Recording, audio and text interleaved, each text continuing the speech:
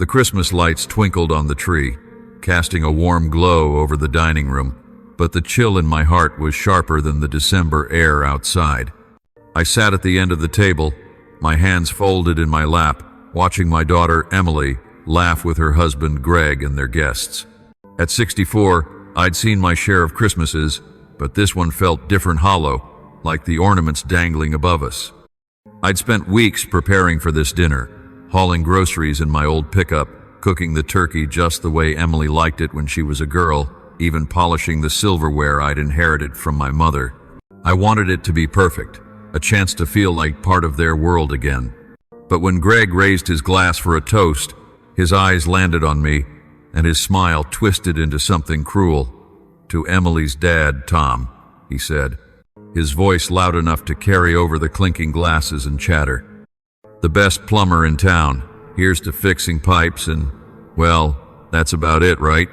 The room erupted in laughter, sharp and mocking, like needles pricking my skin. I froze, my fork halfway to my mouth, the mashed potatoes I'd spent hours mashing suddenly tasteless.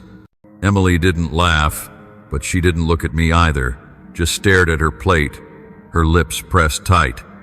I wanted to disappear, to sink into the floorboards of their fancy suburban home, where everything gleamed unlike my small apartment, with its chipped paint and creaky pipes. I'd been a plumber for 40 years, working my hands raw to give Emily a life better than mine. I'd fixed leaks in the dead of winter, crawled under houses in the rain, all so she could have dance lessons, college, a wedding I paid for with every cent I'd saved. And now, here I was, the butt of her husband's joke. I forced a smile, the kind you muster when you're trying not to let the hurt show. "Merry Christmas, Greg," I said, my voice steady despite the knot in my chest. He smirked, sipping his wine, and the conversation moved on, but the sting lingered. I glanced at Emily, hoping for a glance, a nod, anything to say she hadn't forgotten who I was. But she was busy passing the gravy to Greg's parents, who sat across from me, their faces polite but distant, like I was a stranger who'd wandered in off the street. After dinner, I helped clear the dishes, carrying plates to the kitchen, while Greg's laughter echoed from the living room. Emily followed me, her steps hesitant. "Dad," she said, her voice low, "you don't have to do that. We've got a dishwasher." "I know," I said, scrubbing a pan harder than necessary. "Just trying to help." She sighed, leaning against the counter. "Greg didn't mean anything by it. He's just joking. You know how he is." I set the pan down, my hands wet and trembling. "He called me a plumber like it's something to be ashamed of," I said, keeping my voice low so the guests wouldn't hear. "I worked hard, Emily, for you, for this." I gestured at the house, the granite countertops, the chandelier glinting in the dining room. Her eyes flickered with something, guilt, maybe, but she looked away. "Dad, it's not like that. Greg he's under a lot of stress with work. Let it go, okay? Let it go." The words hit like a slap, but I nodded, because that's what I always did. I'd always let things go for her missed birthdays when she was in college, forgotten Father's Days after she married Greg. I thought about the nights I'd stayed up fixing other people's pipes so she could have a new dress, the weekends I'd spent teaching her to ride a bike, the way I'd walked her down the aisle, my heart bursting with pride even as I handed her to a man who barely shook my hand. I wanted to tell her that, to make her see, but the words stuck in my throat. I left their house that night with a plastic container of leftovers and a heaviness I couldn't shake. Driving back to my apartment, the city lights blurred through the windshield, and I thought about the toolbox I kept in my closet, not the one I used for plumbing, but an old metal one, locked tight, that held something else. Papers, maybe, or a secret I'd buried long ago, even from Emily. I hadn't opened it in years, not since her mother passed, but sitting alone in my truck, Greg's laughter still ringing in my ears. I wondered if it was time. When I got home, I didn't turn on the television or check my phone. I just sat on my worn couch, staring at the Christmas card Emily had sent me, a generic one with a snowman, no personal note, just her and Greg's names printed in gold. I thought about the community center where I volunteered, teaching kids to fix things, to build things, the way I'd once taught Emily.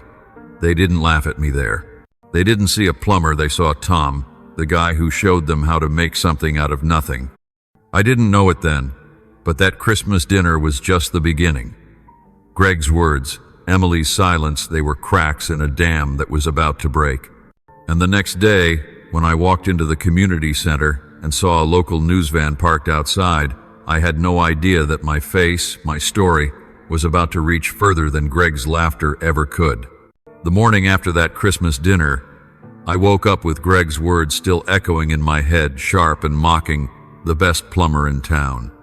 I could still see the way the room laughed, the way Emily's eyes stayed glued to her plate like she was too ashamed to look at me.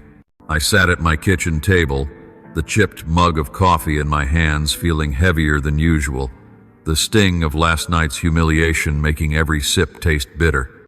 I'd spent 40 years fixing pipes, crawling through mud and snow to pay for Emily's dance lessons, her college tuition, her wedding dress.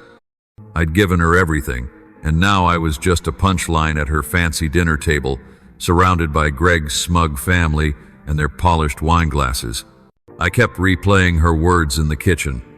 Let it go, Dad, like it was my fault for being hurt, like I was the one who'd done something wrong by existing. I tried to shake it off, to focus on the day ahead.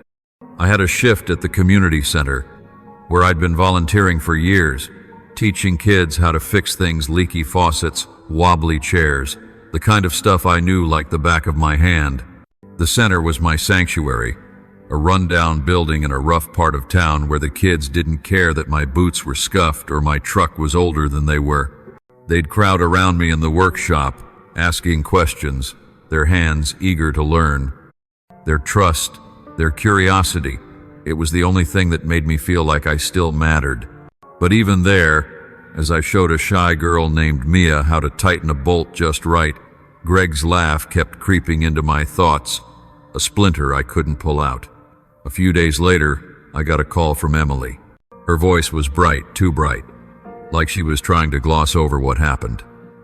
Dad, we're having a New Year's Eve party at the house, she said. It's going to be special. Greg's firm is announcing a big promotion. You should come. I wanted to say no, to spare myself another night of feeling like an outsider in my own daughter's life. But she was my Emily, the girl I'd carried on my shoulders at county fairs, the one I'd taught to whistle through a blade of grass. I couldn't say no to her, not when she sounded so hopeful. So I said yes, picking out my best shirt, the one I wore to her graduation, ironed crisp, and spent an afternoon fixing up a small wooden jewelry box for her, carving her initials into the lid, sanding it smooth. I wanted her to have something from me, something that said, I'm still your dad, even if I'm just a plumber to him. The night of the party, their house was lit up like a magazine cover, all twinkling lights and catered trays of food I couldn't pronounce. Greg's parents were there, along with his colleagues, all in suits and dresses that probably cost more than my monthly rent. I walked in clutching the jewelry box, feeling the eyes of strangers sizing me up, my calloused hands, my faded jacket. Emily hugged me, quick and polite, but Greg was already holding court, his voice booming as he talked about his promotion to partner at his law firm. I stood in the corner, sipping a beer, trying to blend into the wallpaper. Then it happened again. Greg, glass in hand, spotted me across the room. Tom, he called out, loud enough to turn heads. Didn't know you'd make it. How's the plumbing business? Still unclogging drains for the neighbors? More laughter, this time louder, sharper. A woman in a red dress smirked into her champagne flute. Emily touched Greg's arm, whispering something, but she didn't meet my eyes. I felt my face burn, the jewelry box heavy under my arm. I wanted to leave, to drop the gift and walk out into the cold night, but I stayed, my jaw tight. It's steady work, I said, forcing a grin. Pays the bills. Greg chuckled, clapping my shoulder like we were buddies. Good old Tom, always reliable. The room moved on, but the words stuck, each one a jab. Reliable. Like I was a tool, not a father. I handed Emily the jewelry box, mumbling, "Made this for you." She smiled, but it was distracted, her attention already back on Greg's stories of courtroom victories. I left early, telling her I had an early job, though I just didn't want to hear the laughter anymore. Back at my apartment, I sat on my couch, staring at the toolbox in my closet, the old metal one, not the one I carried to jobs.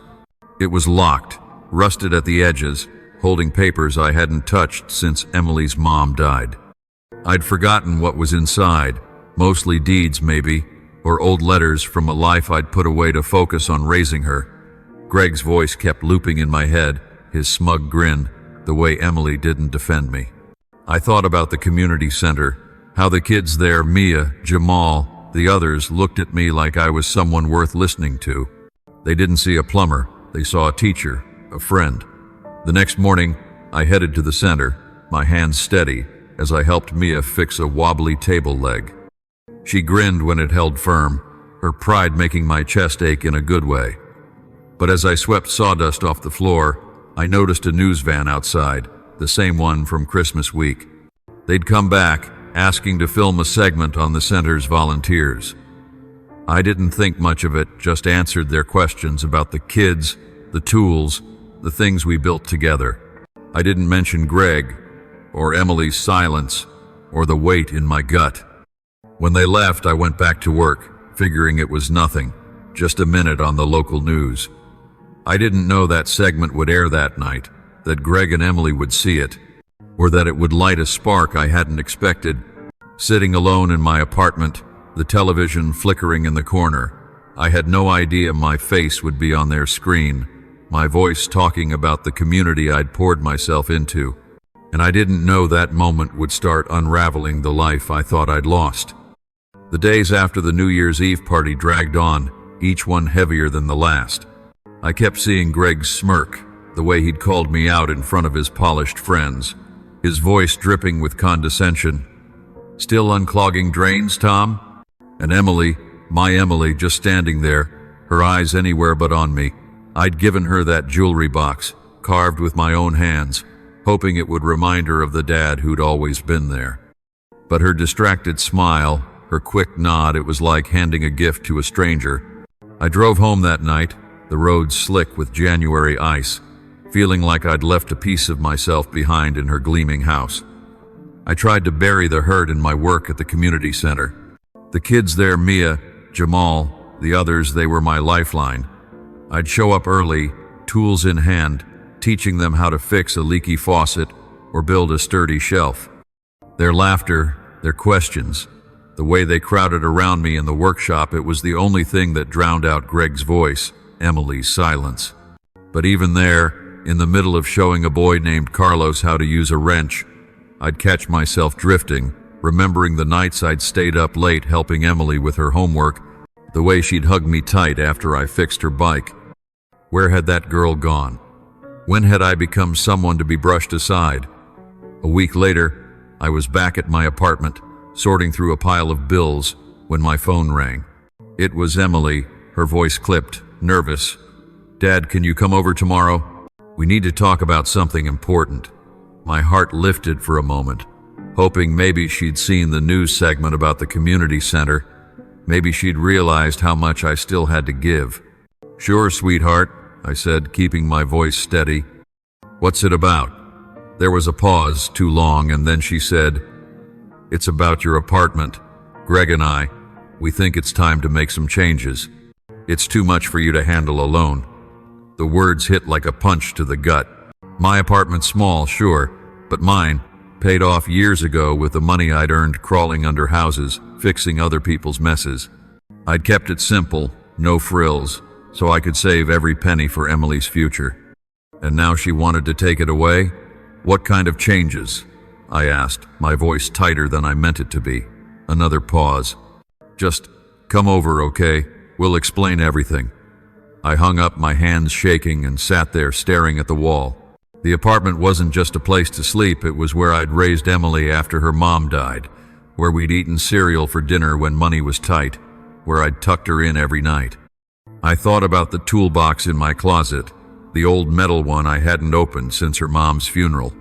I'd told myself I'd look at it after the Christmas dinner, after Greg's laugh, but I'd pushed it off, not ready to face whatever was inside.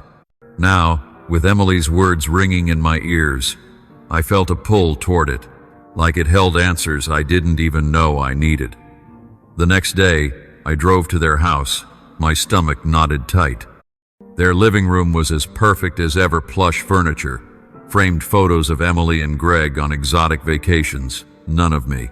Greg was there, leaning against the counter, his suit jacket slung over a chair like he'd just come from the office. Emily sat on the couch, her hands twisting in her lap. A man I didn't know was there too, in a crisp suit, a folder of papers on the coffee table in front of him. "Dad," Emily started, her voice soft but rehearsed. "This is Mr. Thompson, a financial advisor. We've been talking, and we think it's time for you to consider simplifying your life." Greg jumped in, his tone all business. "Your apartment's too much for you, Tom. It's old, falling apart. You're not getting any younger. We've found a nice retirement community nearby, great facilities, people your age. You'd be comfortable." Comfortable. The word felt like a blade.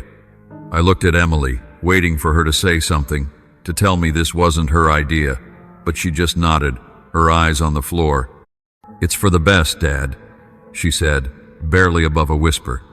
I felt the room spin, Greg's voice cutting through the haze. "The market's hot right now," he said, gesturing to the advisor. "We can sell your place, cover the costs of the retirement home, and have some left over for other things." He smiled, like he was doing me a favor, but I saw the glint in his eyes, the same one he'd had at the Christmas dinner. "You want to sell my home," I said, my voice low, "to put me in a nursing home?" "It's not a nursing home," Greg snapped, his patience thinning. "It's a community. And frankly, Tom, you're not exactly keeping up with that apartment.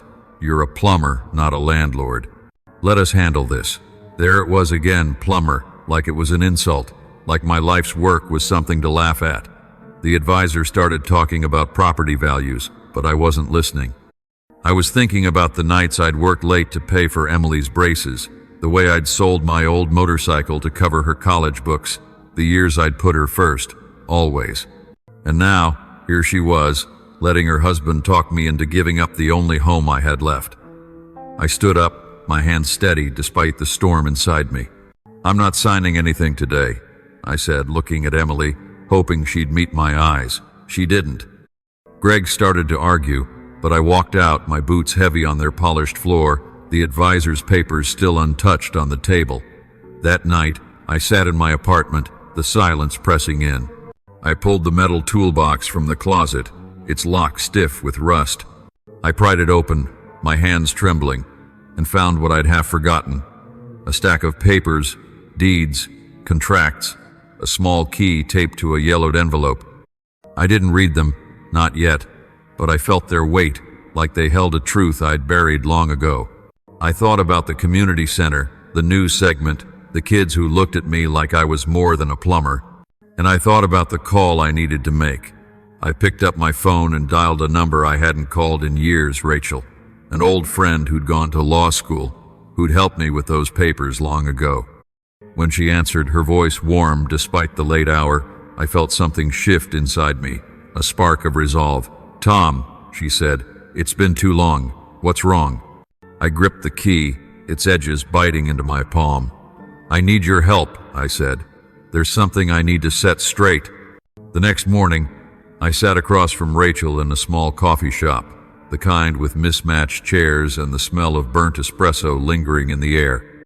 My hands were wrapped around a mug, but I hadn't taken a sip, my focus on the metal toolbox sitting on the table between us. The papers and key I'd found last night were inside, their weight heavier than the box itself. Rachel, her glasses perched on her nose, was flipping through the documents, her brow furrowed in concentration. I hadn't seen her in years, not since she'd helped me sort out some legal matters after Emily's mom passed. But her presence was steady, grounding, like she could see the storm inside me and wasn't afraid of it. "Tom," she said, setting down a deed, her voice careful but firm, "you've been sitting on a gold mine. This property on Oak Street, the warehouse on 12th, and the 2 rentals downtown, They're worth more than most people make in a lifetime. And this key, she held up the small, tarnished key I'd found taped to the envelope. It's for a safe deposit box, isn't it? I nodded, my throat tight. Yeah, I haven't opened it in years. Not since I thought I'd pass it all to Emily someday. Rachel leaned back, her eyes softening. Why didn't you tell her? Or Greg? They think you're just a plumber, I finished, the word bitter on my tongue. Greg's made that clear. And Emily, she's too busy living his life to care about mine. Rachel didn't push, just slid the papers back into the box. You've got options, Tom. These assets give you leverage. What do you want to do? I didn't have an answer. Not yet. All I could think about was Greg's laugh at Christmas, Emily's silence at the New Year's party, the way they'd sat across from me with that financial advisor, plotting to sell my apartment like it was their decision to make. I'd spent my life building something for Emily, those properties, bought cheap during lean years, held on to through sweat and sacrifice. I'd been a plumber, sure, but I'd also been smart, investing every extra dollar to make sure my daughter would never know the hunger I grew up with. And now, they wanted to strip it all away, to shove me into some retirement community so they could stop feeling embarrassed by me. I left the coffee shop with the toolbox under my arm, Rachel's promise to dig deeper ringing in my ears. She'd said she'd check the safe deposit box, review the deeds, make sure everything was airtight. I drove to the community center, needing the familiar rhythm of sawdust and laughter to steady me. The kids were there, working on a new project, a set of benches for the park. Mia, the shy girl from last week, beamed when I showed her how to sand the edges smooth, her pride easing the ache in my chest. But Greg's voice still lingered, his smug, good old Tom, the way he'd clapped my shoulder like I was a pet, not a father. A few days later, Emily called again, her voice tighter than before. Dad, Mr. Thompson's coming by your place tomorrow. We need to finalize the sale. It's what's best. I gripped the phone, my knuckles white. Best for who, Emily? You, Greg? Or is this about his promotion, his big life? She sighed, sharp and impatient. You're making this harder than it needs to be. Just be there, okay? The next morning, I was waiting in my apartment when the doorbell rang. Emily and Greg stood there, Mr. Thompson behind them with his folder of papers, his smile too polished for my liking. Greg was in his usual suit, his confidence filling the room like a fog. Emily looked nervous, her hands twisting the hem of her sweater. I gestured for them to sit at my kitchen table, the toolbox in the corner, unopened but looming in my mind. Let's make this quick, Greg said, leaning back in his chair. The market's prime, Tom. We sell your place, get you settled in that community, and everyone's happy. Right, Em? Emily nodded, but her eyes stayed on the table, avoiding mine. Mr. Thompson started spreading out papers, talking about appraisals and closing costs, but I wasn't listening. I was watching Greg, the way he smirked like he'd already won, the way Emily let him speak for her. I thought about the nights I'd worked late to pay for her dance recitals, the way I'd sold my old tools to cover her car insurance when she was 18. I thought about the key in that toolbox, the deeds, the life I'd built that they knew nothing about. Before you go any further, I said, my voice calm but cutting through the advisor's drone, there's something you should know. Greg raised an eyebrow, his smirk faltering. What's that, Tom? I stood, walked to the corner, and opened the toolbox. I pulled out the deed to the Oak Street property and set it on the table, my hands steady. This is mine, I said. Bought it 30 years ago. It's worth more than this apartment building ever will be, and it's not the only one. Emily's eyes widened, flickering to the paper. Greg laughed, short and disbelieving. What, you're a real estate tycoon now? Come on, Tom, you're a plumber. I didn't flinch, just pulled out another deed, then another. 3 properties, I said. Oak Street, 12th, and 2 rentals downtown. Paid off, all of them. And this apartment building? I don't just live here, I own it. The room went quiet, the advisor's pen frozen mid-air. Emily's mouth opened, but no words came out. Greg's face drained of color, his smirk gone. You own this building? He stammered. picking up one of the deeds like it might bite him. I leaned back, folding my arms. I've been a plumber, Greg, but I've also been smart. I invested, saved, built something for my daughter. I looked at Emily, my voice softening but firm. I thought you'd be part of it someday, but you've made it clear where I stand. Emily's eyes filled with tears, but she didn't speak. Greg started to say something, his voice rising, but the doorbell rang, sharp and sudden. I opened it to find Rachel, her briefcase in hand, her face calm but purposeful. She stepped inside, nodding at me before turning to Greg and Emily. "I'm here to represent Tom," she said, her voice like steel. "And I think you'll want to hear what I have to say about his assets." Greg's jaw tightened, and Emily looked at me finally, her eyes pleading. But I didn't move, didn't soften. I'd spent too long letting things go, swallowing the hurt.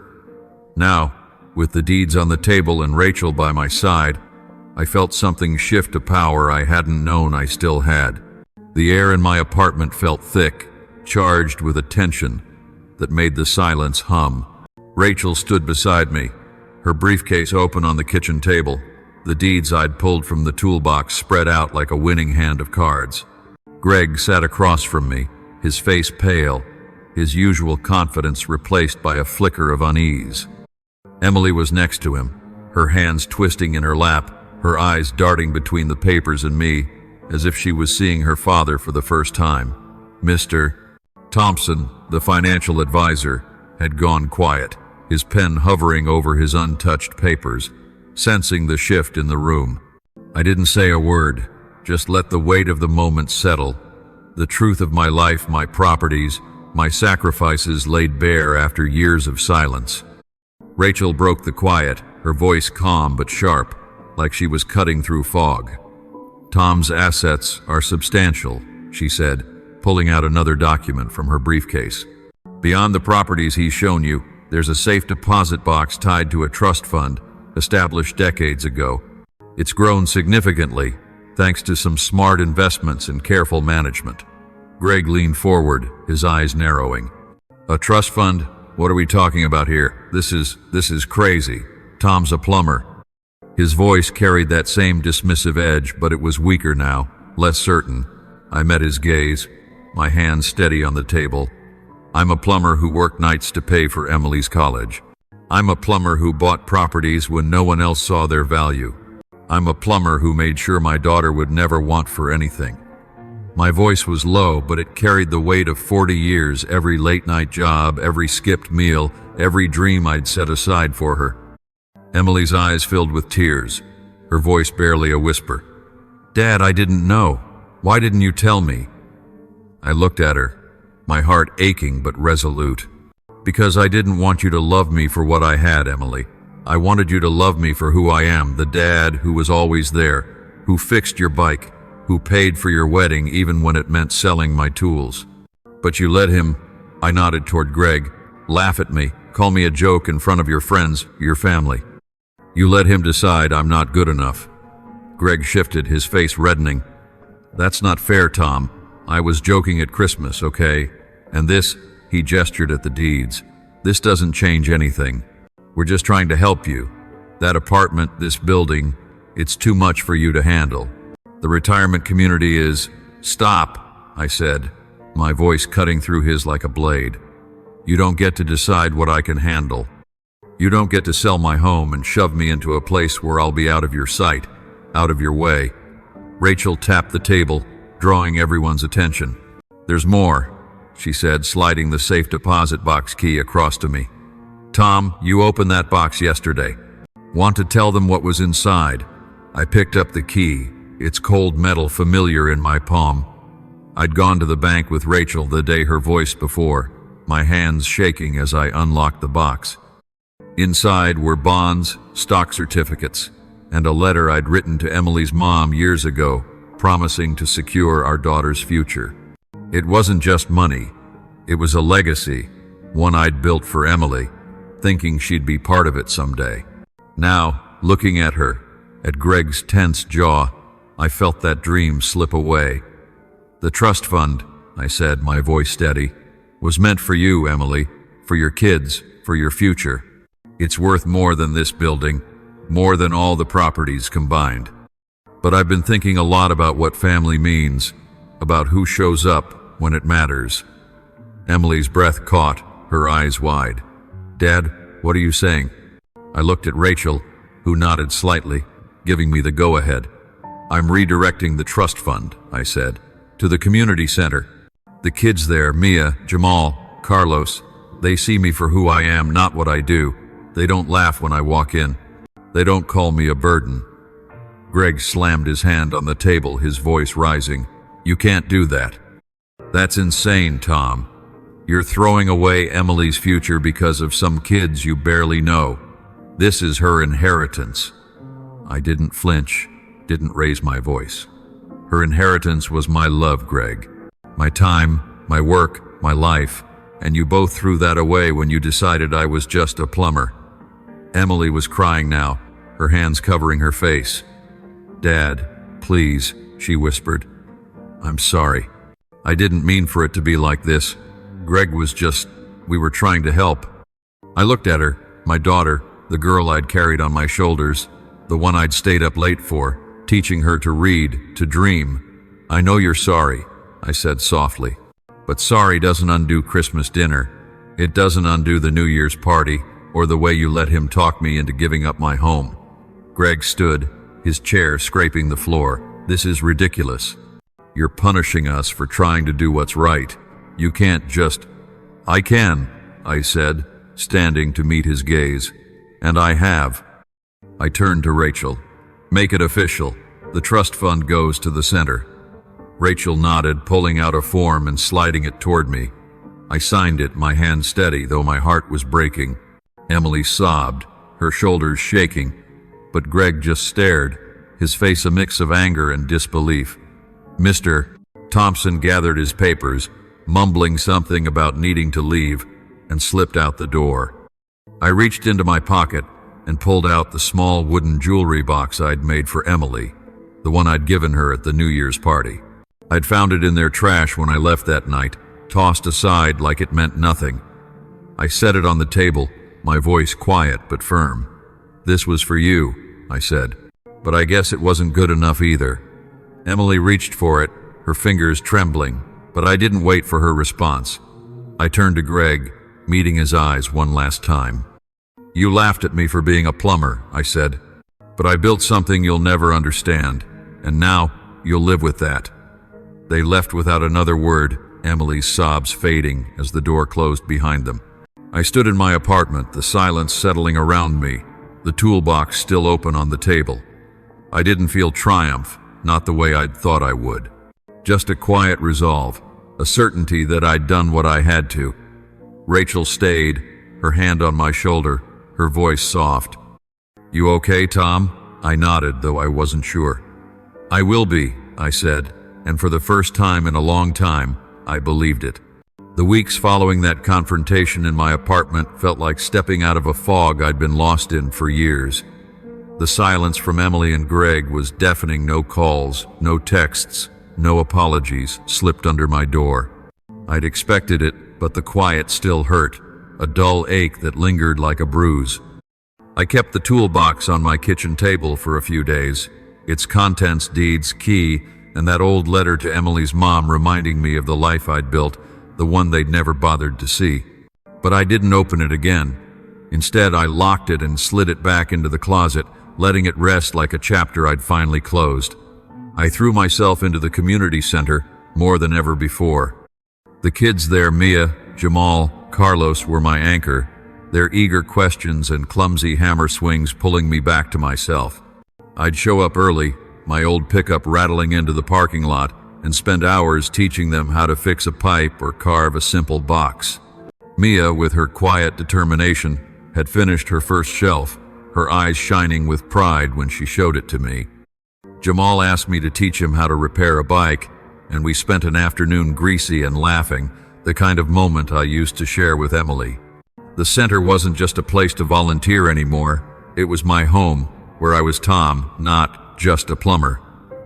One morning, as I was helping Carlos paint a new sign for the center's garden, the director, Linda, pulled me aside. "Tom, we got a donation," she said, her voice hushed with excitement. "A big one. Anonymous, but it's enough to rebuild the workshop. Maybe even start that after-school program you've been talking about." I didn't need to ask who it was from. Rachel had finalized the trust fund transfer, redirecting every cent to the center. I pictured the kids with new tools, a proper space to learn, maybe even a scholarship fund for ones like Mia, who dreamed of college but couldn't afford it. I nodded, my throat tight. "That's good news, Linda," I said, turning back to the sign so she wouldn't see the emotion in my eyes. A few weeks later, I made a decision I'd been mulling over since that day with Rachel. I sold the apartment building. It wasn't about the money. I had enough from the other properties to live comfortably for the rest of my days. It was about letting go of a place tied to memories of Emily's childhood, of the years I'd thought we'd always be close.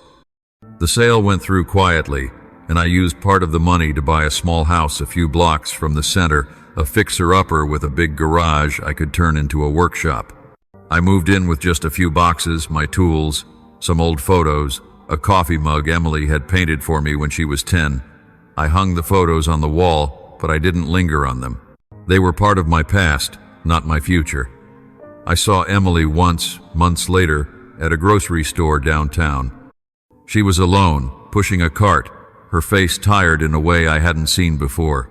For a moment, I thought about approaching her, asking if she was okay, if she'd kept the jewelry box I'd made. But then I saw the way her shoulders hunched, the way she glanced around like she was carrying a weight too heavy to name. I stayed where I was, hidden behind a display of canned soup, and let her pass. She didn't see me, and I didn't call out. Some bridges, once burned, don't need rebuilding. The community center became my world. Linda started the after-school program, and I took on more classes, teaching kids how to build, fix, create. Rachel stopped by sometimes, bringing coffee and stories about her law firm, her laughter, a reminder that I wasn't alone. The kids gave me drawings, thank you notes, a lopsided wooden birdhouse that Carlos swore was the best thing he'd ever made. I kept them all, tacked up in my new workshop, a patchwork of moments that filled the space Emily and Greg had left empty. One evening, as I was locking up the center, Mia lingered by the door, her backpack slung over one shoulder. "Tom," she said, her voice shy, "why do you spend so much time here? Don't you have like a family or something?" I smiled, the question stinging but not as much as it would have months ago. "This is my family," I said, gesturing at the workshop, the garden, the benches we'd built together. "You kids, Linda, this place, you're the ones who show up." She nodded, like she understood more than her 14 years should have allowed, and ran off to catch her bus. I stood there, the evening air cool against my skin, and thought about what I'd learned. Family isn't just blood, it's the people who see you, who value you, who don't laugh when you walk into a room. I'd spent years pouring myself into Emily, thinking love was enough to keep us close. But love without respect is just a weight you carry until you're strong enough to set it down. I don't know what Emily and Greg are doing now, whether they're still throwing fancy parties or if Greg's promotion came with the price of his pride. I don't know if Emily kept that jewelry box or if she thinks about the dad who carved it for her. But I know I'm not just a plumber, not to Mia, not to Jamal, not to the community that's become my home. And as I sit in my workshop, sanding a new project for the kids, I feel something like peace. Betrayal cuts deep, but it also shows you who you are when the pieces fall away, and I'm still here, building, teaching, living not for them but for me.